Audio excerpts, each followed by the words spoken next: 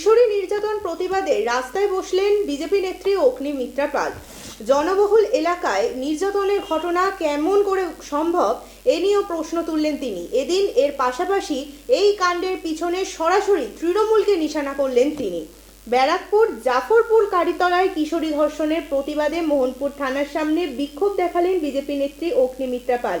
এদিন তিনি বললেন, আমরা কি শুধু নির্যাতিতা হওয়ার জন্যই জন্মেছি?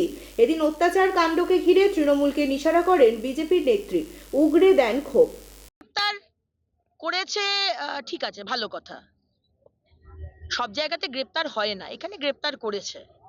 কিন্তু আমার প্রশ্নটা হচ্ছে, এই 14 বছরের মেয়েটি যাকে ধর্ষণ করা হলো, তার জীবনে যে ট্রমাটা এলো, যে কেটে গেল, সারা এই যে হৃদয়টা কেটে গেল, নষ্ট হয়ে গেল, তার পরিবারটা, তার বাবা মার জীবনটা শেষ হয়ে গেল, এর দায় কি গ্রেপ্তার করলে হবে?